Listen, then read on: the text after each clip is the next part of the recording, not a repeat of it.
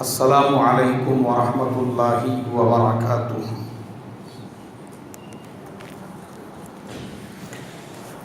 الحمد للہ نحمده ونستعینه ونستغفره ونؤمن به ونتوکل علیہ ونعوذ باللہ من شرور انفسنا ومن سیئات اعمالنا من يهده الله فلا مضل له ومن يضلله فلا هادي له ونشهد أن لا إله إلا الله وحده لا شريك له ونشهد أن سيدنا ومولانا محمدا عبده ورسوله الذي أرسل بالحق بشيرا ونذيرا أما بعد فقد قال الله تبارك وتعالى أعوذ بالله من الشيطان الرجيم بسم الله الرحمن الرحيم لقد من الله على المؤمنين إذ بعث فيهم رسولا من أنفسهم يتلو عليهم آياته ويزكيهم ويعلمهم الكتاب والحكمة وَإِن كَانُوا مِن قَبْلُ لَفِي ضَلَالٍ مُبِينٍ صدق اللہ العظیم۔ محترم بھائیوں، بزرگوں اور دوستوں، یہ ہمارا سیرت النبی کا 23واں اور آخری جمعہ ہے۔ پچھلے جمعہ کو میں نے بتایا تھا غزوہ تبوک سے واپسی، اس کے بعد نبی اکرم صلی اللہ علیہ وسلم نے حضرت ابو بکر صدیق رضی اللہ تعالی عنہ کو ذمہ دار بنا کر حج کے لیے ایک قافلہ روانہ کیا۔ امیر لشکر حضرت ابو بکر صدیق تھے، اور سورہ توبہ کی جو 40 آیتیں نازل ہوئی، پھر حضرت علی کرم اللہ وجہہ کو ان کے پیچھے بھیجا کہ عرفہ کے میدان میں پوری امت کو جا کر یہ سورہ توبہ کی 40 آیتیں سناؤ، جس کے اندر مشرکین کو منع کیا گیا یہ تمہارا آخری سال، اس کے بعد آئندہ سال سے اب تم نے حج کے لیے نہیں آنا، انما المشرکون نجس، ان کو روک دیا گیا، یہ آخری سال تمہارے لیے۔ سورہ توبہ کی 40 آیتیں حضرت علی کرم اللہ وجہہ انہوں نے جا کر وہاں پہ سب کو سنائی۔ اب ہجرت کا 10واں سال شروع ہوتا ہے۔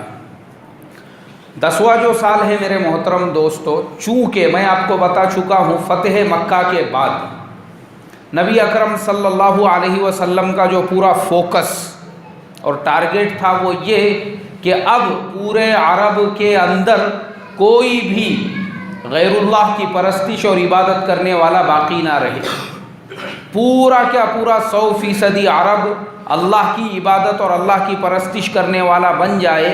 اس کے لیے نبی اکرم صلی اللہ علیہ وسلم نے عرب میں بچے کچے ابھی جو قبیلے باقی رہ گئے تھے تو صحابہ اکرام کو دعوت کے لیے بھیجا ان کے پاس، کہا کہ دیکھو ان کو 3 مرتبہ اسلام کی دعوت دینا، پیار سے محبت سے سمجھا کر، اور اس کے بعد پھر یہ کہنا کہ بھائی اگر تم مسلمان نہیں ہوتے تو پھر تم کو ہمارے ساتھ میں لڑائی کرنا پڑے گی، اور اگر نہیں لڑائی کرتے عرب چھوڑ کے چلے جاؤ۔ باقی چونکہ مسلمان تم کو اللہ کی توحید کو ماننا ہی پڑے گا، ایمان قبول کرنا پڑے گا، ایسا ان کو 3 مرتبہ جا کے دعوت دی جائے۔ حضرت خالد ابن ولید رضی اللہ تعالیٰ عنہ کو جو سیریا کا بارڈر ہے، جیسا میں نے پچھلے ہفتے بتایا تھا کہ عرب جو ہے یہ مشرکین تھے، لیکن جو سیریا کا علاقہ ہے، ملک شام کا پورا علاقہ ہے، یہ لوگ عیسائی اور یہودی تھے۔ تو نیزران کا علاقہ، اس کو ہمارے کتابوں میں نجران لکھا ہوا ہوتا ہے، ایکچول میں وہ نیزران ہے۔ تو جو نیزران کا علاقہ ہے وہاں کے جو عیسائی تھے وہ بہت زیادہ متشدد اور بہت زیادہ سخت حضرت علی حضرت خالد ابن ولید رضی اللہ تعالیٰ عنہ کو اللہ کے نبی نے ان کے پاس بھیجا، دعوت لے کر جاؤ۔ تو علاقے کیا علاقے میرے محترم دوستو وہ ایمان میں داخل ہو رہے تھے، قبیلے کیا قبیلے، پورا کیا پورا جو عرب ہے الحمدللہ وہ مسلمان ہو چکا تھا۔ اور یمن حضرت معاذ بن جبل کو آپ نے یمن کا گورنر بنا کر بھیجا، ملک کے اور دنیا کے دوسرے اطراف کے جو ممالک تھے وہ بھی مسلمان ہو گئے۔ تو اللہ کے نبی صلی اللہ علیہ وسلم کا یہ جو سال تھا سن 10 ہجری کا، یہ پورا دعوت کے انہی امور کے اندر پورا صرف ہوا، پورا خرچ ہوا۔ اور وہ جو نیزران کا علاقہ تھا اس کا واقعہ بھی ہے قرآن پاک میں سورہ آل عمران کے اندر، کہ ان لوگوں کے سامنے ان کے کچھ لوگ مدینہ میں آئے، انہوں نے کہا تم نے تو حضرت خالد کو ہمارے پاس میں بھیجا ہے، لیکن ہم اسی وقت میں آپ کی نبوت کو قبول کریں گے جس طرح سے پہلے نبی کرتے تھے۔ تو اللہ کے نبی نے اپنا معجزہ، اپنی نبوت کی شہادت کو بھی ان کے سامنے پیش کیا۔ بہرحال وہ پورے علاقے ایمان کے اندر داخل ہو گئے۔ تو سن 10 ہجری جو ہے میرے محترم دوستو وہ پورا دعوت میں لوگوں کو دین کی باتیں سمجھانے میں گزر گیا۔ اب سن 10 ہجری کا جو آخری مہینہ تھا ذی الحج، نبی اکرم صلی اللہ علیہ وسلم نے حج کا ارادہ کیا، اور اللہ کے نبی کی زندگی کا یہ پہلا اور آخری حج۔ کتواں حج تھا بھائی؟ یہ پہلا اور آخری حج۔ اللہ کے نبی صلی اللہ علیہ وسلم نے اپنی زندگی میں ایک سے زیادہ مرتبہ حج نہیں کیا، ایک ہی حج کیا آپ نے، جو آپ کے زندگی کا پہلا بھی تھا اور آخری بھی تھا۔ مدینہ منورہ سے اللہ کے نبی صلی اللہ علیہ وسلم نکلے تو جیسے جیسے راستے میں لوگوں کو پتہ چلتا نبی اکرم صلی اللہ علیہ وسلم حج کے لیے تشریف لے جا رہے ہیں، تو اطراف کے قبیلے بھی آپ کے ساتھ میں شامل حال ہوتے گئے، بڑا لشکر بن گیا۔ نبی اکرم صلی اللہ علیہ وسلم مکہ المکرمہ کے اندر پہنچے، آپ صلی اللہ علیہ وسلم نے مکہ میں قیام فرمایا، اور جو آج ہم حج کرتے ہیں، ہمارا جو کمپلیٹ حج ہے آج کے زمانے کا، یہ پورا کیا پورا حج اللہ کے نبی صلی اللہ علیہ وسلم کے اسی حج کی کاپی ہے۔ اسی حج کے اندر سے ہم نے جو ہے 3 فرائض لیے، 6 واجبات۔ جو آج ہم جو حج کرتے ہیں اس کے اندر کتنے فرائض ہیں؟ 3 فرائض ہے، اور کتنے واجبات ہیں؟ 6 واجبات ہیں۔ یہ فرائض اور واجبات ہم کو کس کے حج سے ملے؟ اللہ کے نبی کے اسی حج سے۔ تو ہم کو پتہ چلا کہ بھائی حج کے اندر کیا فرض ہے، کیا واجب ہے۔ اب وہ ساری چیزیں رمضان کے بعد حج کا جب سلسلہ شروع ہوگا اس میں وہ سب ڈیٹیل میں آئیں گے، مجھے ابھی خالی آپ کو یہ بتانا ہے اللہ کے نبی صلی اللہ علیہ وسلم کا یہ جو حج کا سفر ہوا، عرفات کے میدان میں جبل رحمت کے اوپر۔ ابھی آپ لوگوں میں سے جو حج کے لیے گئے ہوں گے یا جن کو اللہ حج کی توفیق دے، تو عرفات کے میدان میں ایک چھوٹی سی تیکڑی ہے، اس کو کیا کہتے ہیں؟ جبل رحمت کہتے ہیں۔ اس کے اوپر ایک سفید کلر کا ایسا مینارہ بنا ہوا ہے نشانی کے لیے۔ نبی اکرم صلی اللہ علیہ وسلم کی اونٹنی اس جگہ پر کھڑی تھی، اور نبی اکرم صلی اللہ علیہ وسلم اس اونٹنی پر تشریف فرما تھے، اور نبی اکرم صلی اللہ علیہ وسلم نے اپنے اس آخری حج میں جو خطبہ پوری امت کو دیا، وہ اللہ کے نبی صلی اللہ علیہ وسلم کی زندگی کے جو خطبات ہیں اس میں سب سے زیادہ اہمیت رکھتا ہے۔ یہ آپ کا آخری خطبہ تھا۔ اللہ کے نبی صلی اللہ علیہ وسلم نے اس خطبے میں جو باتیں فرمائی وہ مستقل خطبہ ایسا ہے کہ اس پہ پورا جمعہ کا بیان دینا چاہیے، مگر چونکہ ابھی ہمارا شعبان کا آخری جمعہ ہے، اگلے ہفتے سے رمضان شروع ہوں گے، پھر رمضان کے فضائل سامنے آئیں گے۔ ہم نے ربیع الاول میں یہ سیرت کا سلسلہ شروع کیے تھے، پہلا جمعہ ہمارا ربیع الاول میں تھا، ابھی آخری جمعہ کب ہو رہا ہے؟ شعبان کا آخری جمعہ۔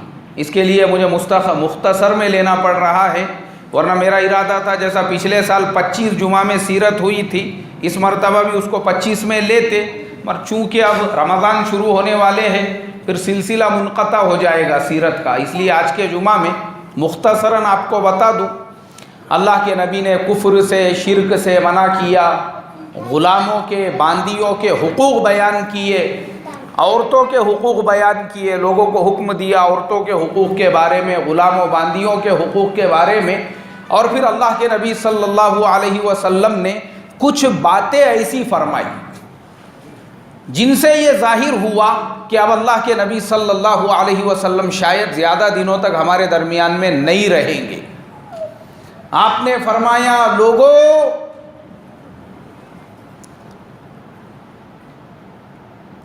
میں تم کو دو چیزیں دے رہا ہوں، ایک تو اللہ کا حکم، اللہ کی کتاب قرآن پاک، اور دوسرے میری سنت۔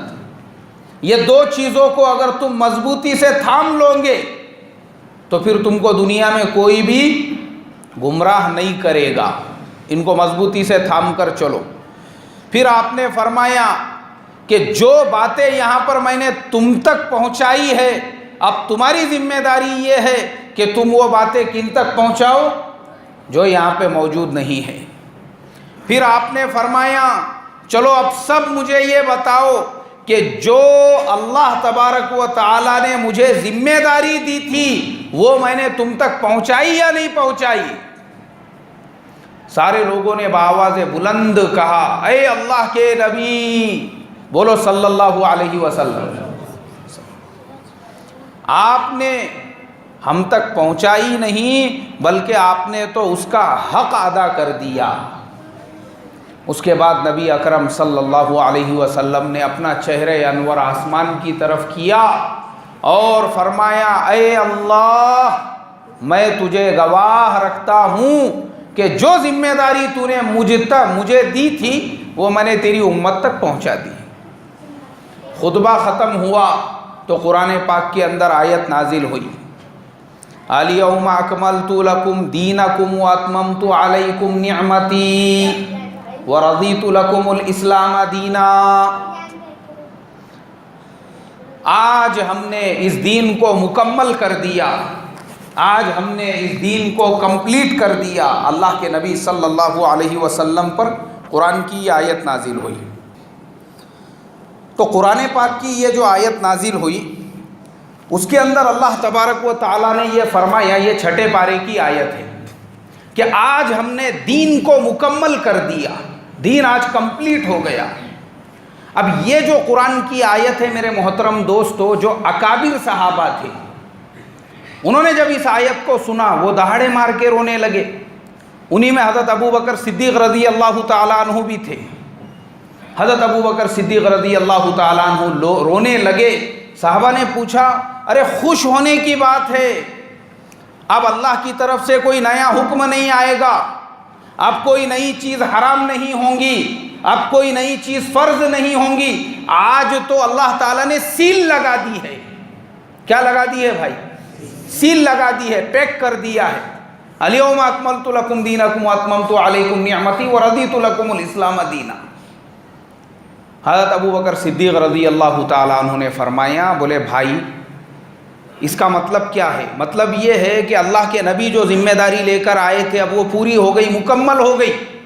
اللہ نے اپنے نبی کو جس کام کے لیے دنیا میں بھیجا تھا اب وہ کام جب مکمل ہو گیا، اب نبی کی کیا ضرورت ہے؟ تو مجھے ایسا لگتا ہے کہ عنقریب اللہ کے نبی صلی اللہ علیہ وسلم ہم کو چھوڑ کر جانے والے ہیں۔ اب نبی اکرم صلی اللہ علیہ وسلم حج کے سفر سے جب آپ کی مدینہ منورہ کی واپسی ہونے لگی تو اللہ کے نبی صلی اللہ علیہ وسلم کی طبیعت کے اندر تھوڑا سا آپ کو بخار کی شروعات ہوئی اسی سفر سے۔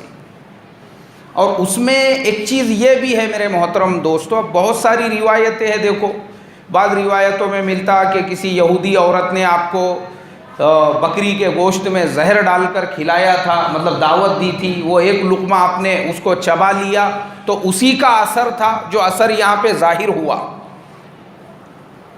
بہرحال چونکہ ہر انسان جو ہے اس کو تو دنیا چھوڑ کر جانا ہی ہے۔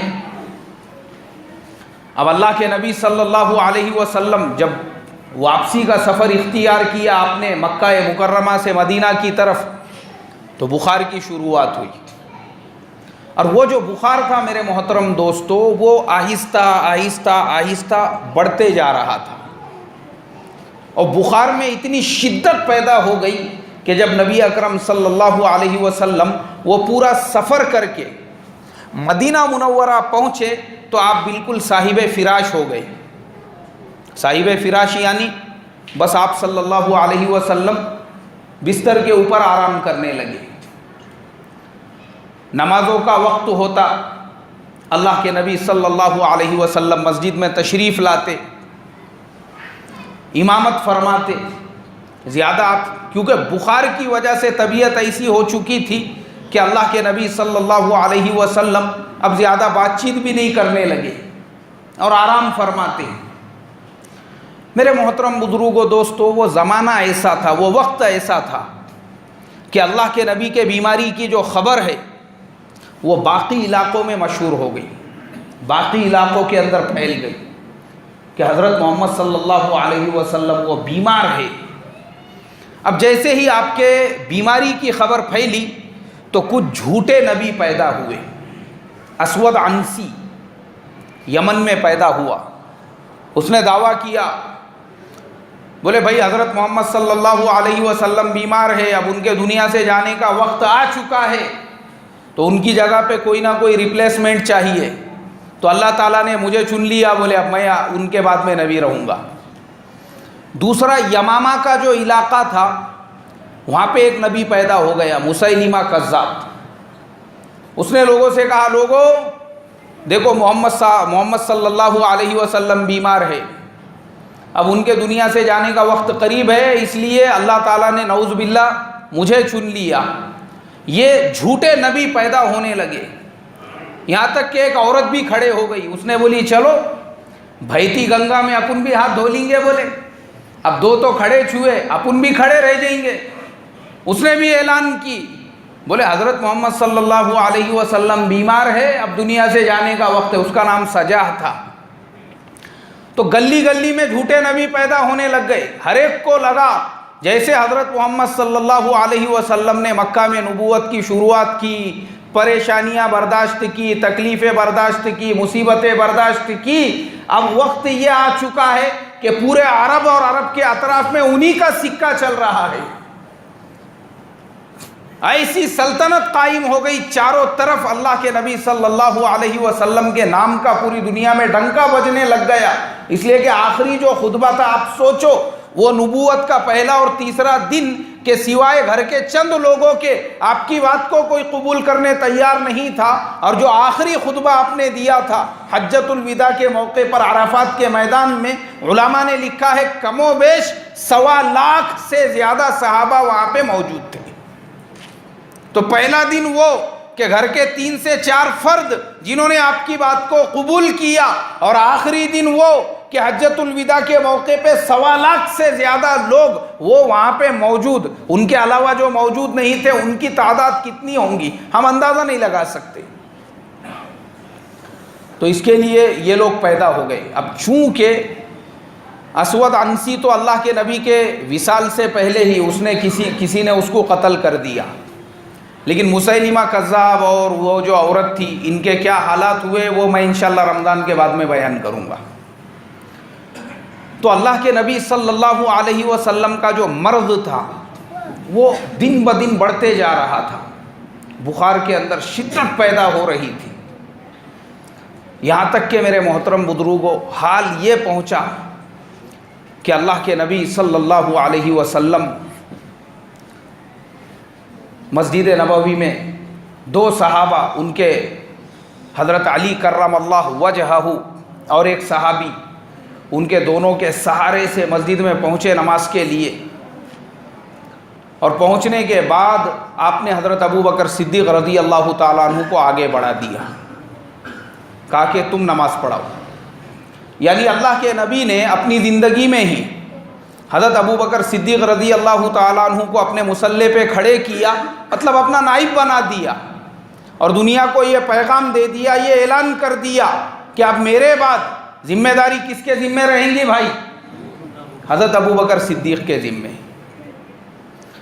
حضرت ابو بکر صدیق رضی اللہ تعالیٰ عنہ کی آنکھوں میں آنسو، رونے لگے آپ۔ اللہ کے نبی نے فرمایا کہ نہیں، تم نماز پڑھاؤ۔ خود اللہ کے نبی صلی اللہ علیہ وسلم نے ان کی اقتدا کے اندر نماز ادا کی، اور اس کے بعد اللہ کے نبی صلی اللہ علیہ وسلم نے صحابہ کو جمع کیا اور فرمایا کہ میرا دل یہ چاہتا ہے کہ ایک تحریر وہ ابو بکر کے نام پہ لکھ دوں کہ میرے دنیا سے پردہ فرمانے کے بعد خلافت کے ذمہ دار حضرت ابو بکر صدیق رہیں گے، وہی مسلمانوں کے ذمہ دار رہیں گے، وہی مسلمانوں کے امیر رہیں گے، وہی مسلمانوں کے خلیفہ رہیں گے۔ تو بعض لوگوں نے یہ رائے دی، کہا اے اللہ کے نبی، ہم موجود ہیں یہاں پر، آپ کو لکھنے کی ضرورت نہیں ہے، آپ نے ہمارے سامنے کہہ دیا یہ کافی ہے، ہم ماننے کے لیے تیار ہے، آپ کے دنیا سے پردہ فرمانے کے بعد ہم حضرت ابو بکر صدیق رضی اللہ تعالیٰ عنہ کو ہی اپنا خلیفہ بنائیں گے۔ اللہ کے نبی کو تھوڑا سا اطمینان ہو گیا،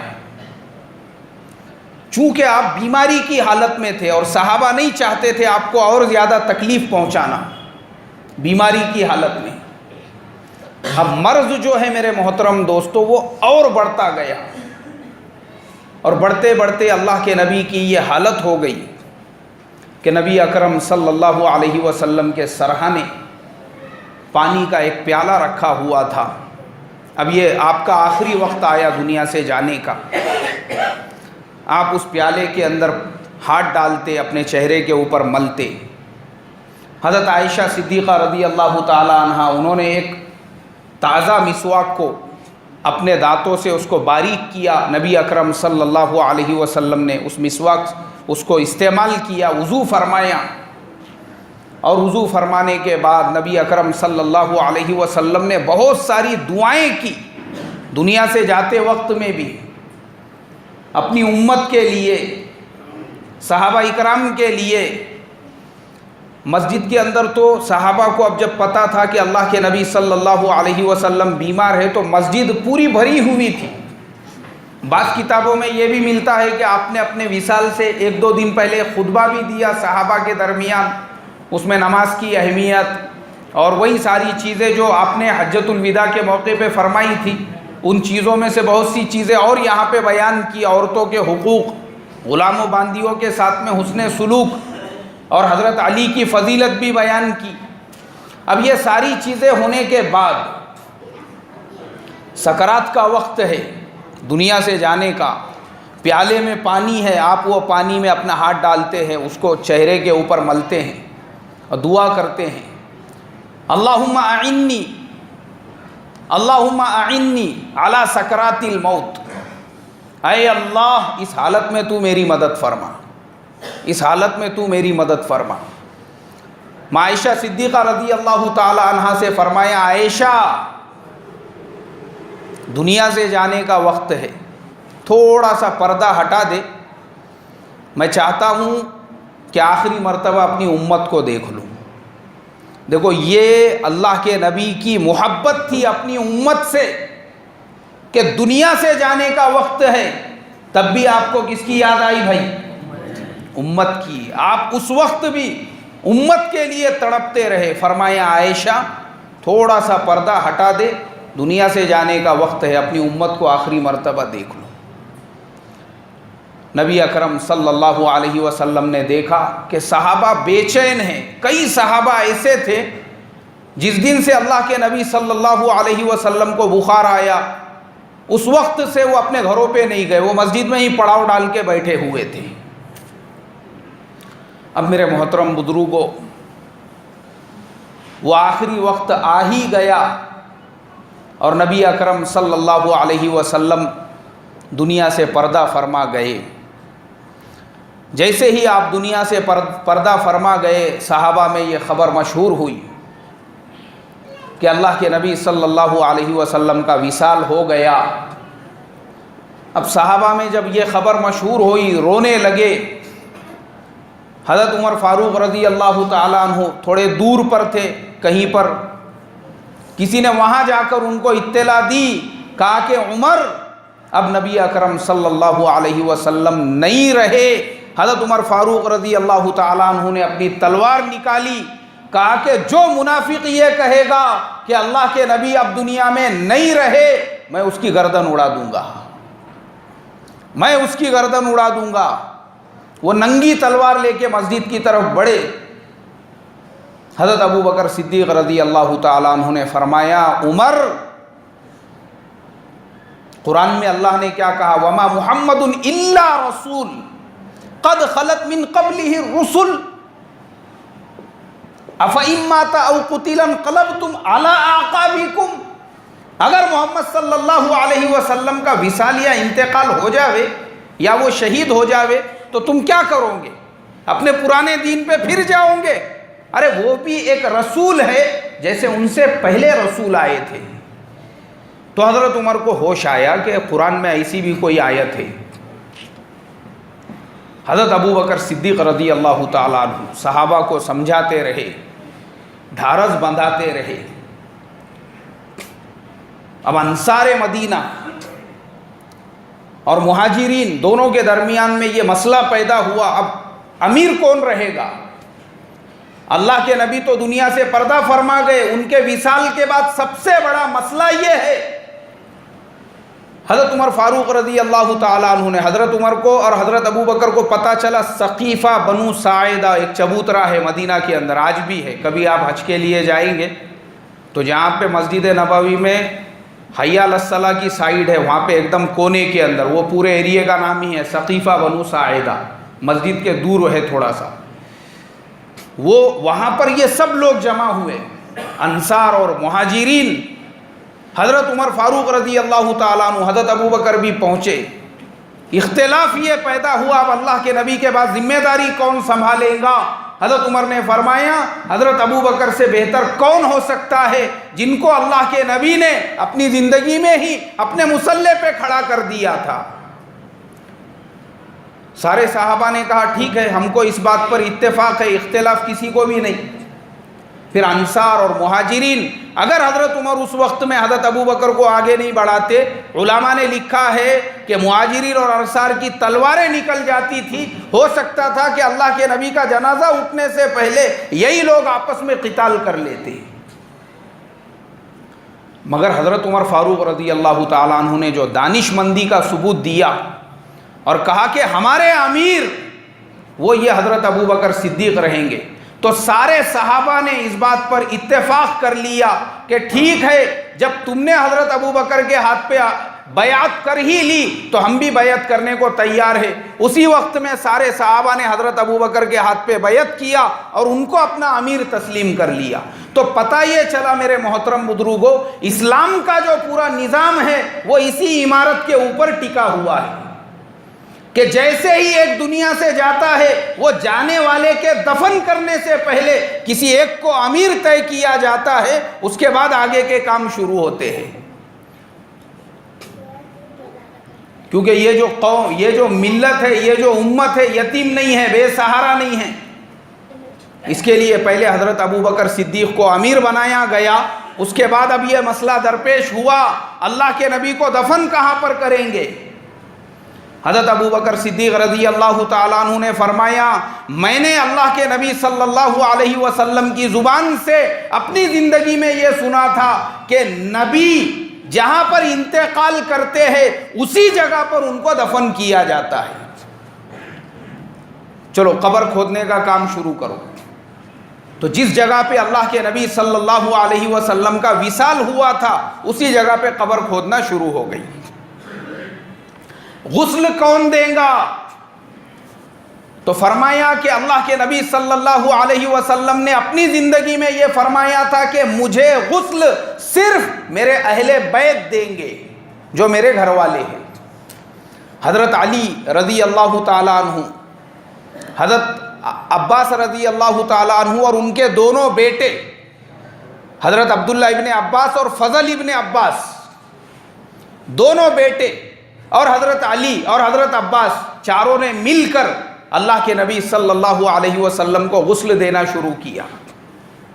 حضرت اسامہ رضی اللہ تعالیٰ عنہ جو زید ابن حارثہ کے بیٹے تھے، وہ اوپر سے پانی ڈالتے تھے اور یہ چاروں اللہ کے نبی کو غسل دے رہے تھے۔ غسل دے دیا گیا، کفن پہنا دیا گیا۔ اب آیا مسئلہ نماز جنازہ کا۔ اللہ کے نبی صلی اللہ علیہ وسلم کی نماز جنازہ کون پڑھائے گا؟